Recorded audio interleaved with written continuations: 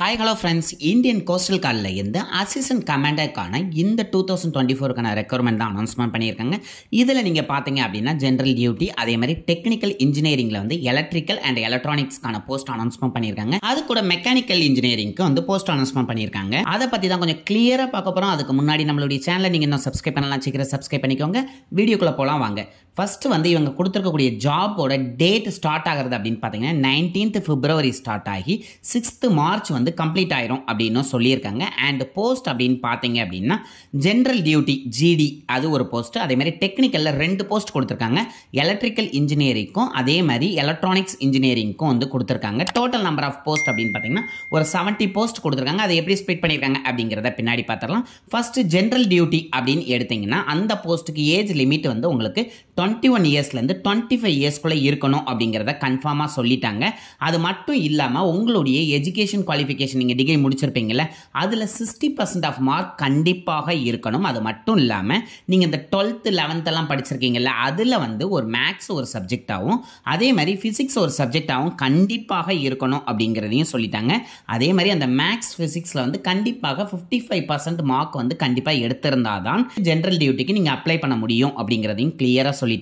அதுக்கப்புறம் நம்ம பார்க்க போகிறது டெக்னிக்கல் செக்ஷன் தான். ஃபர்ஸ்ட் மெக்கானிக்கல் இன்ஜினியரிங்க்கு போஸ்ட் என்னங்கிறத பார்த்தலாம். இதனுடைய ஏஜ் லிமிட் அப்படின்னு பார்த்தீங்கன்னா 21லேருந்து 25 இயர்ஸ்க்குள்ளே உங்களுக்கு இருக்கணும் அப்படிங்கிறதையும் கிளியராக சொல்லிட்டாங்க. அது மட்டும் இல்லாமல் இந்த போஸ்ட்டுக்கான எஜுகேஷன் குவாலிஃபிகேஷன் அப்படின்னு பார்த்தீங்கன்னா இன்ஜினியரிங் டிகிரியில் நீங்கள் நாவல் ஆர்கிடெக்சர் அல்லது மெக்கானிக்கல் அல்லது மெரைன் அல்லது ஆட்டோமேட்டிவ் அல்லது மெக்கட்ரானிக்ஸ் அல்லது இண்டஸ்ட்ரியல் அண்ட் ப்ரொடக்ஷன் அல்லது டிசைன் அல்லது ஏரோநாட்டிக்கல் அல்லது ஏரோஸ்பேஸ் இதில் ஏதாவது ஒரு ஸ்பெசிஃபிகேஷனில் இன்ஜினியரிங் முடிச்சிருக்கணும். அதுவும் 60% ஆஃப் மார்க்ஸ் கண்டிப்பாக இருக்கணும் அப்படின்னு சொல்லிட்டாங்க. அது மட்டும் இல்லாமல் முன்னாடி பார்த்த மாதிரி மேத்தமெட்டிக்ஸ் அண்ட் ஃபிசிக்ஸில் வந்து 12th ஸ்டாண்டர்டில் நீங்கள் மினிமம் 55% மார்க் இருந்தால் மட்டும்தான் அந்த போஸ்ட் அப்ளை பண்ண முடியும் அப்படிங்கிறதையும் சொல்லிட்டாங்க. நெக்ஸ்ட் நம்ம பார்க்க போகிறது டெக்னிக்கலில் எலக்ட்ரிக்கல் அண்ட் எலக்ட்ரானிக்ஸ் 2 இன்ஜினியரிங்கான போஸ்டிங் தான் பார்க்க போகிறோம். இதனுடைய ஏஜ் லிமிட் அப்படின்னு பார்த்தீங்கன்னா 21 இயர்ஸ்லேருந்து 25 இயர்ஸ் வரை இருக்கணும் அப்படின்னு சொல்லிட்டாங்க. அது மட்டும் இல்லாமல் இன்ஜினியரிங்கில் நீங்கள் என்ன ஸ்பெசிஃபிகேஷன்லாம் இருந்தால் அந்த போஸ்ட் அப்ளை பண்ணலாம் அப்படின்னா எலக்ட்ரிக்கல் அல்லது எலக்ட்ரானிக்ஸ் அல்லது டெலிகம்யூனிகேஷன் அல்லது இன்ஸ்ட்ருமெண்டேஷன் அல்லது இன்ஸ்ட்ருமெண்டேஷன் அண்ட் கண்ட்ரோல் அல்லது எலக்ட்ரானிக்ஸ் அண்ட் கம்யூனிகேஷன், அது இல்லைன்னா பவர் இன்ஜினியரிங் அல்லது பவர் எலக்ட்ரானிக்ஸ் இந்த ஸ்பெசிஃபிகேஷனில் ஏதாவது ஒரு இன்ஜினியரிங் டிகிரியில் 60% ஆஃப் மார்க்ஸ் இருந்தால் நீங்கள் இந்த போஸ்ட் அப்ளை பண்ணலாம் அப்படின்னு சொல்லியிருக்காங்க. அது மட்டும் இல்லாமல் மேக்ஸ் அண்ட் ஃபிசிக்ஸில் 12th 55% ஆஃப் மார்க் மினிமம் கண்டிப்பாக இருந்தால் தான் உங்களால் இந்த போஸ்ட்டுக்கு அப்ளை பண்ண முடியும் அப்படிங்கிறதையும் சொல்லிட்டாங்க. அண்ட் இதனுடைய டோட்டல் நம்பர் ஆஃப் போஸ்ட் வந்து 70 போஸ்ட் அப்படிங்கிறத பார்த்தோம். இது எப்படி ஸ்ப்ளிட் பண்ணியிருக்காங்க அப்படிங்கிறத பார்த்துடலாம். ஃபர்ஸ்ட் வந்து ஜென்ரல் டியூட்டி ஜிடிக்கு வந்து டோட்டலாக 50 வேகன்சிஸ் வந்து கொடுத்துருக்காங்க. அது எப்படி கேட்டகரி வைஸாக ஸ்ப்ளிட் பண்ணியிருக்காங்கன்னா எஸ்சிக்கு வந்து 6 போஸ்ட்டும் எஸ்டிக்கு 7 போஸ்ட்டும் ஓபிசி கேட்டகரிக்கு 18 போஸ்ட்டும் இடபிள்யூஎஸ்க்கு 2 போஸ்ட்டும் அன்ரிசர்வ்டுக்கு 17 போஸ்ட்டும் டோட்டலாக 50 போஸ்ட் சொல்லியிருக்காங்க. அதே மாதிரி நம்ம டெக்னிக்கலில் பார்த்தோம்ல மெக்கானிக்கல் எலக்ட்ரிக்கல் எலக்ட்ரானிக்ஸ்க்கு வந்து டோட்டலாக 20 போஸ்ட் கொடுத்துருக்காங்க. எஸ்சி கேட்டகரிக்கு 5 போஸ்ட்டும் எஸ்டி கேட்டகரிக்கு 2 போஸ்ட்டும் ஓபிசிக்கு வந்து 8 போஸ்ட்டும் அன்ரிசர்வ்டுக்கு வந்து 5 போஸ்ட்டும் டோட்டலாக 20 போஸ்ட் கொடுத்துருக்காங்க. ஸோ 70 போஸ்ட் எப்படி ஸ்ப்ளிட் பண்ணியிருக்காங்க அப்படிங்கிறத பார்த்துட்டோம். இந்த போஸ்ட் அப்ளை பண்ணுறதுக்கு உங்களுடைய எக்ஸாமினேஷன் ஃபீஸ் என்ன இருக்கும் அப்படிங்கிறத பார்த்துலாம். எக்ஸாமினேஷன் ஃபீஸை பொறுத்தவரை உங்களுக்கு 300 rupees வந்து பே பண்ணுற மாதிரி இருக்கும். இதில் யாருக்கெல்லாம் எக்ஸம்ஷன் அப்படின்னு பார்த்தீங்கன்னா எஸ்சி எஸ்டி கேட்டகரிக்கு வந்து ஃபீஸ் கிடையாது அப்படிங்கிறத கிளியராக சொல்லிட்டாங்க. அண்ட் இந்த அமௌண்ட் வந்து நான் ரீஃபண்டபிள் அமௌண்ட் தான். ஸோ அதனால் மைண்டில் கொஞ்சம் கிளியராக வச்சுக்கோங்க. அண்ட் இந்த போஸ்டிங்க்கான செலெக்ஷன் ப்ரொசீஜர்லாம் எந்த மாதிரி இருக்கும் அப்படிங்கிறத பார்த்துடலாம். இந்த போஸ்டிங்க்கு செலெக்ஷன் ப்ரொசீஜரை பொறுத்தவரை 5 ஸ்டேஜஸாக இருக்குது. ஸ்டேஜ் 1 அப்படின்னு பார்த்தீங்கன்னா எக்ஸாம் தான் இருக்கும், அதாவது கம்ப்யூட்டர் பேஸ்ட் எக்ஸாமினேஷன். அதுக்கப்புறம் ஸ்டேஜ் 2 அப்படின்னு பார்த்தீங்கன்னா உங்களுக்கு வந்து பிரிலிமினரி எக்ஸாமினேஷன் கண்டிப்பாக இருக்கும். ஸ்டேஜ் 3ல வந்து ஃபைனல் செலெக்ஷன் போர்ட்லேருந்து உங்களுக்கு ஒரு இன்டர்வியூ இருக்கும்.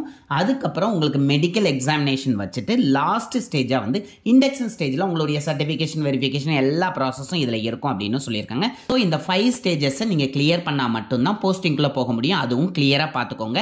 அதுக்கப்புறம் இந்த 5 ஸ்டேஜஸ்க்கான டெனன்டிவ் ஷெடியூல் இருக்கும்ல, எப்பப்போ எக்ஸாம் இருக்கும் அப்படிங்கிறதையும் பார்த்துடலாம். ஃபர்ஸ்ட் ஸ்டேஜுக்கு வந்து அதாவது கம்ப்யூட்டர் பேஸ்ட் எக்ஸாமுக்கு வந்து April 24th இருக்கும் அப்படின்னு சொல்கிறாங்க. ஸ்டேஜ் 2க்கு வந்து May 24th அதேமாரி ஸ்டேஜ் 3 பொறுத்தவரை ஜூன்லேருந்து உங்களுக்கு ஆகஸ்ட் 24க்குள்ளே எந்த டேட்லனாலும் வரலாம் அப்படின்னு சொல்லியிருக்காங்க. ஸ்டேஜ் 4 பொறுத்தவரை ஜூன்லேருந்து நவம்பர் 24க்குள்ளே எந்த டேட்லனாலும் வரலாம் அப்படின்னு சொல்லியிருக்காங்க. அதே மாதிரி ஃபைனலாக ஸ்டேஜ் 5 வந்து உங்களுக்கு டிசம்பர் எண்டில் இருக்கும் அப்படின்னு சொல்கிறாங்க. ஸோ இந்த ஷெட்யூல்லாம் வச்சு பார்க்கும்போது உங்களுடைய போஸ்டிங் கண்டிப்பாக 2025ல் தான் இருக்கும் அப்படிங்கிறது கன்ஃபார்மாக தெரியுது. அண்ட் ஸ்டேஜ் 1ல் வந்து நம்ம கம்ப்யூட்டர் பேஸ்ட் எக்ஸாமினேஷன் இருக்கும்னு சொல்லாமல, அதுக்கான சப்ஜெக்ட்ஸ்லாம் வந்து எந்த மாதிரி இருக்கும் அப்படிங்கிறதையும் பார்த்துடலாம். உங்களுக்கு சப்ஜெக்ட்ஸ் வைஸாக 4ஆக பிரிச்சிருக்காங்க. ஃபர்ஸ்ட் வந்து இங்கிலீஷ் பார்ட்டுக்கு ஒரு 25 கொஸ்டின்ஸும், ரீசனிங் அண்ட் நியூமரிக்கல் எபிலிட்டிக்கு ஒரு 25 கொஸ்டின்ஸும், அதேமாதிரி ஜென்ரல் சயின்ஸ் அண்ட் மேத்தமெட்டிக்கல் ஆப்டிடியூடுக்கு 25 கொஸ்டின்ஸும், ஜென்ரல் நாலேஜுக்கு 25 கொஸ்டின்ஸும், டோட்டலாக 100 கொஸ்டின்ஸ் உங்களுக்கு இருக்குன்னு சொல்லியிருக்காங்க. இந்த எக்ஸாம் எழுதுக்கு உங்களுக்கு 2 hours டைம் கொடுப்போம் அப்படின்னு சொல்லியிருக்காங்க. அதுக்கப்புறம் இந்த போஸ்டிங், அதாவது நீங்கள் ஜாபுக்கு வரீங்க அப்படின்னா இந்த போஸ்ட்டுக்கான உங்களுடைய சேலரி என்னவா இருக்கும் அப்படிங்கிறதையும் அவங்க கிளியராக சொல்லியிருக்காங்க. நம்ம இப்போ அப்ளை பண்ணக்கூடிய போஸ்ட் வந்து அசிஸ்டன்ட் கமாண்டன்ட் போஸ்ட். இதுக்கு சேலரி ஸ்டார்ட் ஆகுறது அப்படின்னு பார்த்தீங்கன்னா 56,100லேருந்து ஸ்டார்ட் ஆகுது. அது போக உங்களுடைய அலவன்ஸ்லாம் சேர்த்து உங்களுடைய சேலரி இன்னும் இன்க்ரீஸ் ஆகிறதுக்கு நிறைய சான்சஸ் இருக்குது. அதுக்கப்புறம் நிறைய ரேங்க் கொடுத்துருக்காங்க. நீங்கள் ப்ரொமோஷனில் இந்த ரேங்கில் போனீங்கன்னா உங்களுடைய ஸ்டார்டிங் பேசிக் சேலரி வந்து இந்த மாதிரி இருக்கும் அப்படிங்கிறதையும் கொடுத்துருக்காங்க. ஸோ அதையும் கொஞ்சம் பார்த்துக்கோங்க. அதுக்கப்புறம் இந்த போஸ்டிங்க்கு ஆன்லைனில் மட்டும்தான் உங்களால் அப்ளை பண்ண முடியும். அதே மாதிரி நம்மளுடைய டிஸ்பிளேல தெரியக்கூடிய லிங்கை யூஸ் பண்ணி தான் நீங்கள் வந்து அப்ளை பண்ணுற மாதிரி இருக்கும். அதாவது https join.indiancoastguard.cdac.in இதை வந்து நம்மளுடைய டிஸ்கிரிப்ஷன்லேயே கொடுக்குறேன்.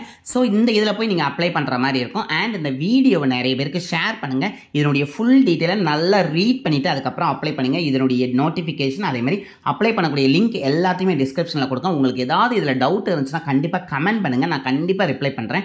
அண்ட் இந்த வீடியோவை நிறைய பேர் ஷேர் பண்ணுங்கள். நான் கொடுத்த கண்டென்ட் உங்களுக்கு யூஸ்ஃபுல்லாக இருந்துச்சு அப்படின்னு நினச்சிங்கன்னா கண்டிப்பாக லைக் பண்ண மறந்துடாதீங்க. இந்த மாதிரி ரெகுலர் ஜாப் அலர்ட்டுக்கு நம்மளுடைய சேனலை நீங்கள் சப்ஸ்கிரைப் பண்ணிக்கோங்க. உங்களுடைய ஃப்ரெண்ட்ஸுக்கும் ஷேர் பண்ணி அவங்களையும் சப்ஸ்கிரைப் பண்ண சொல்லுங்கள். Thank you friends.